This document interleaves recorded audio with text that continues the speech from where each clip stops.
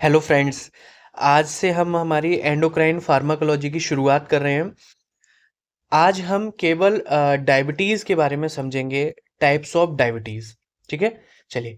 तो diabetes mellitus के बारे में आप क्या जानते हैं? तो आपको पता ही है होगा कि क्रोनिक मेटाबॉलिक डिसऑर्डर होता है जहाँ पर बॉडी या तो इंसुलिन को बना नहीं पाती है या उसके लिए वो रेजिस्टेंस हो जाती है।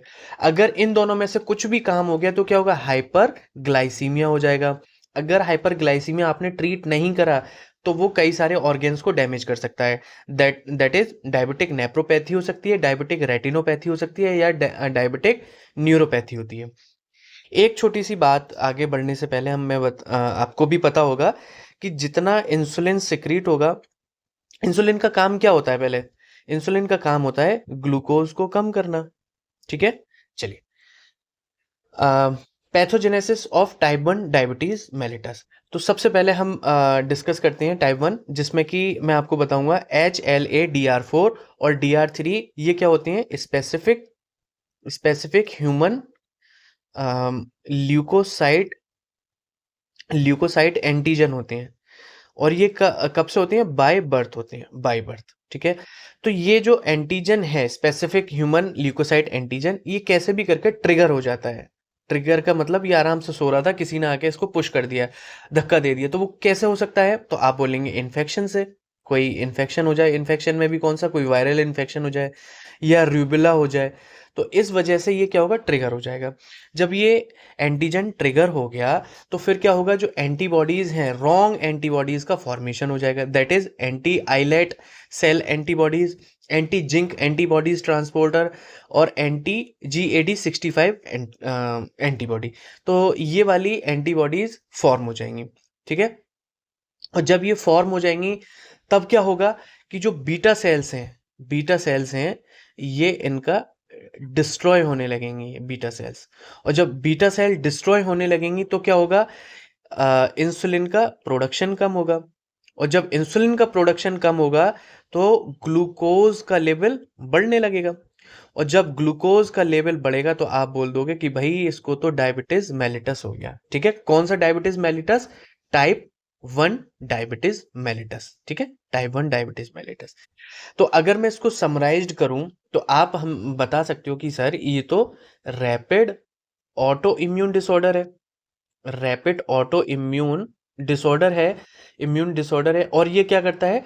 डिस्ट्रक्शन करता है, डिस्ट्रक्शन ऑफ बीटा सेल्स। ठीक है, चलिए नेक्स्ट। इसका थोड़ा सा हम ये समझते हैं कि इसका क्या, इंसुलिन का रिलेशन क्या होता है बॉडी वेट से। मान लेते हैं ये आपका स्टमक है, आपने बढ़िया से कहीं शादी में गए, रसगुल्ले खाए, मन किया कि दो और खा लिए।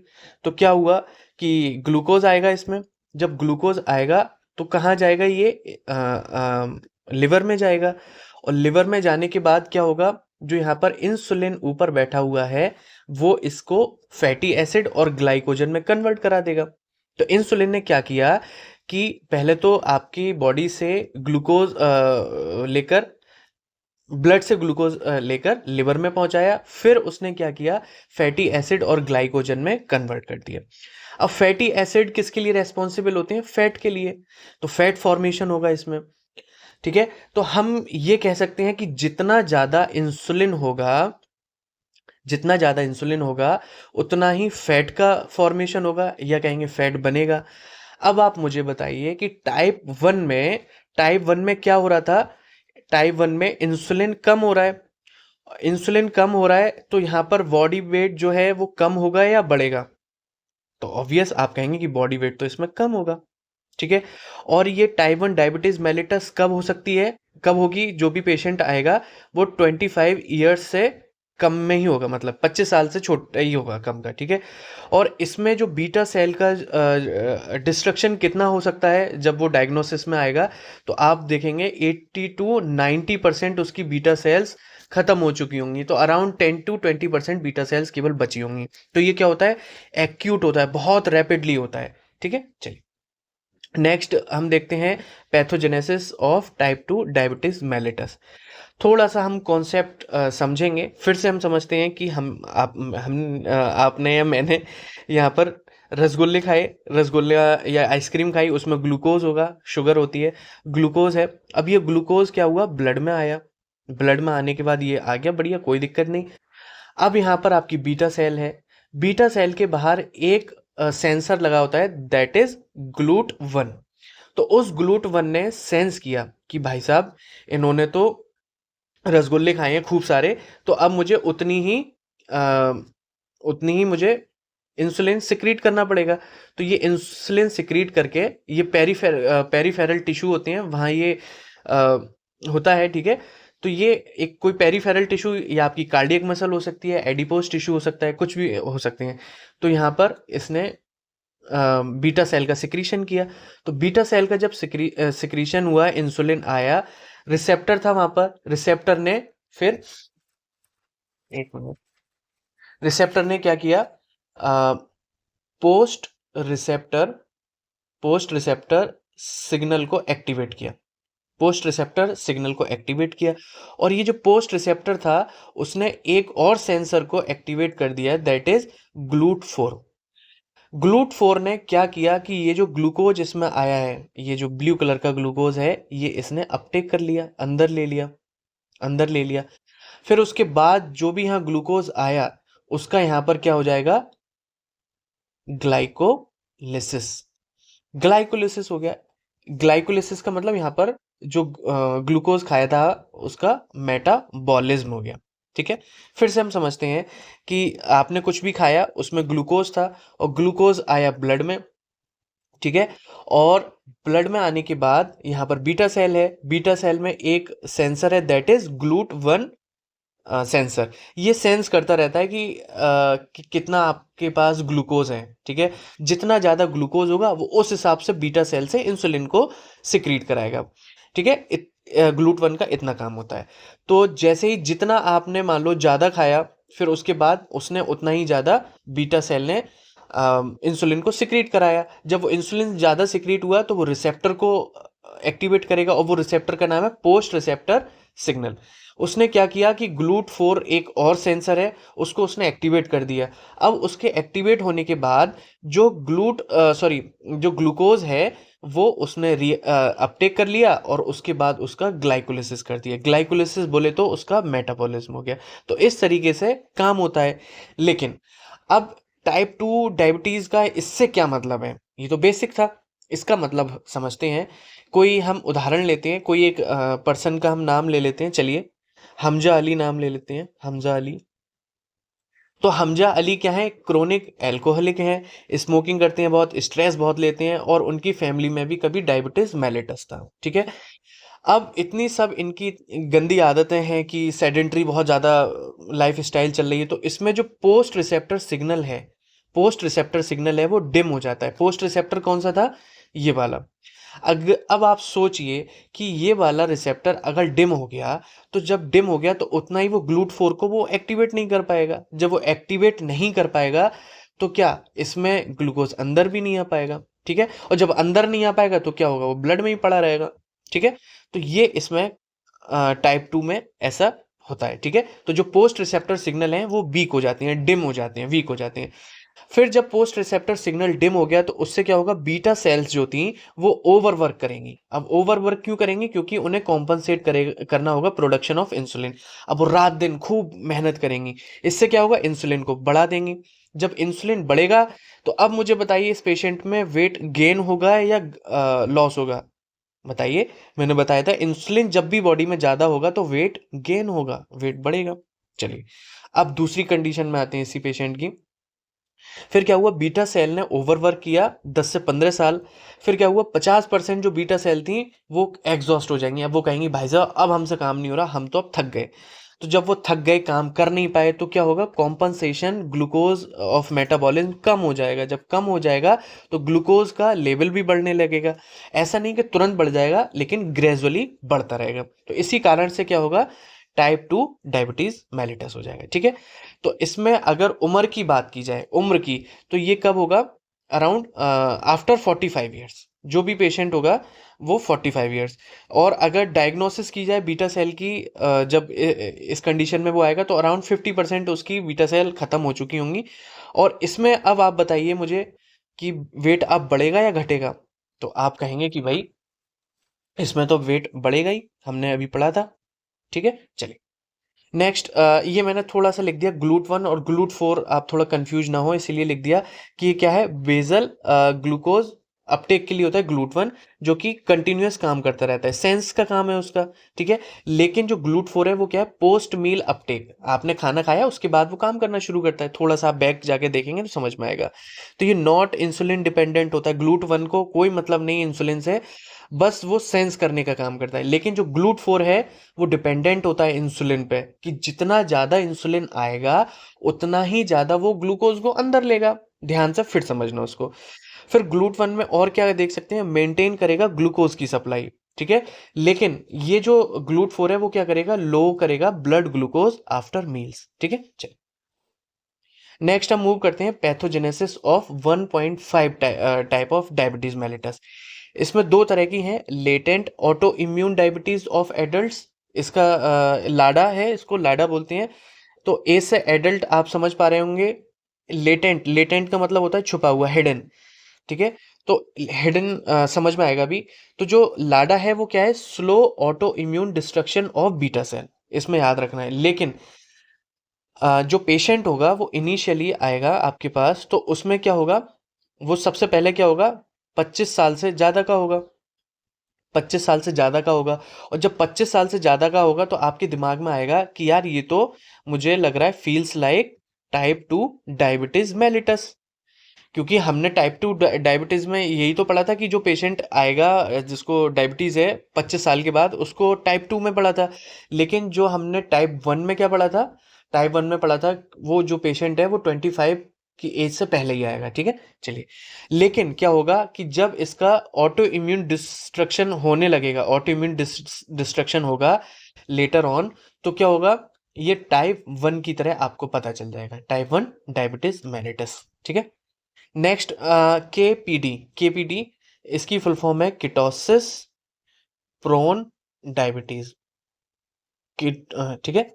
इसमें जो क्लिनिकल फीचर्स होंगे उसमें क्या होगा, पेशेंट आएगा तो इनिशियल लगेगा आपको कि भाई ये टाइप 1 की है, क्योंकि जो पेशेंट आएगा वो 25 साल से कम उम्र का आएगा। ठीक है, लेकिन स्लोली आपको पता चलेगा कि लेटर ऑन क्या पता चला आपको, क्योंकि ये तो भाई टाइप 2 डायबिटीज मेलिटस है। तो टाइप 1.5 में देखा आपने कि टाइप 1 भी नहीं समझ पा रहे हैं, टाइप 2 में भी नहीं आ पा रहा है वो पेशेंट, तो इसीलिए उसको बीच में टाइप 1 इस तरीके से टाइप 1.5 डायबिटीज मेलिटस को समझा। ठीक है, चलिए नेक्स्ट हम मूव करते हैं मूडी। जो नेक्स्ट है MODY, that is maturity onset of diabetes. ठीक है, इस मूडी को समझने के लिए थोड़ा सा हमें समझना पड़ेगा कि बीटा सेल्स काम कैसे करती हैं। फिर से हम समझते हैं, आपने कुछ खाया, उसमें ग्लूकोज था, ग्लूकोज ब्लड में आया, फिर मैंने बताया था ग्लूट 1 होता है वहां पर, ग्लूट 1 ने इसको सेंस किया और ये अंदर आ गया। ठीक है, इसके बाद ग्लूकोज यहां पर अंदर आ गया, और जब ग्लूकोज अंदर आया तो थोड़ा सा यहाँ पर जगह कम है तो मैं यहाँ इधर ले लेता हूँ। तो यहाँ पर ग्लाइकोलिसिस होगी ग्लूकोज की, जब ग्लाइकोलिसिस होगी तो इसमें दो प्रोडक्ट बनेंगे, that is pyruvate plus ATPs, दो प्रोडक्ट बने। अब ये जो एटीपी है, एटीपी जाएगा एटीपी सेंसिटिव पोटेशियम चैनल के पास और इसको ये बंद करा देगा। ठीक है, अब जब पोटेशियम बंद हो गए तो पोटेशियम बीटा सेल के अंदर बढ़ेंगे घटेंगे, तो आप कहेंगे सर बढ़ेंगे। और जब बढ़ेंगे तो क्या होगा, एक इलेक्ट्रिकल इम्पल्स जनरेट होगी, और इलेक्ट्रिकल इम्पल्स जब जनरेट होंगी तो जो कैल्शियम चैनल यहाँ पर मैंने लिखे हैं कैल्शियम चैनल्स, ये ओपन हो जाएंगे, और कैल्शियम चैनल ओपन होंगे तो ये अंदर कैल्शियम को इन्फ्लक्स करा देगा। इन्फ्लक्स आया, इन्फ्लक्स हुए कैल्शियम आइंस। अब जो कैल्शियम आइंस यहाँ पर आए, इन्होंने वेसाइकल्स में, ये इंसुलिन भरा हुआ है ब्लू कलर का, और ये पर्पल कलर का पेप्टाइड भरा हुआ है वेसाइकल्स में। तो जो कैल्शियम आइंस हैं इन्होंने इसमें धक्का मारा, पुश किया इन्हें, तो ये सेल से बाहर इंसुलिन भी आ गए, पेप्टाइड आ गए। लेकिन ये इतने पावरफुल नहीं होते हैं कि ये केवल यही वाले कैल्शियम इसको काम कर पाए। फिर जब काम नहीं कर पाएंगे तो हम किसके पास जाएंगे, एंडोप्लाज्मिक रेटिकुलम के पास। तो इसके पास एक फैक्टर है दैट इज HNF1 अल्फा। तो ये भी यहाँ से कैल्शियम का फ्लो कराएगा, ये भी कैल्शियम फ्लो कराएगा, और ये बढ़िया से धक्का लगाएंगे। इससे क्या होगा, इंसुलिन और पेप्टाइड आपके बीटा सेल से बाहर आ जाएंगे। ठीक है, तो इस तरीके से बीटा सेल काम करती है। लेकिन अब समस्या कहाँ आती है, समस्या आती है कि जो HNF1 अल्फा है ये ठीक से काम नहीं कर पाता है।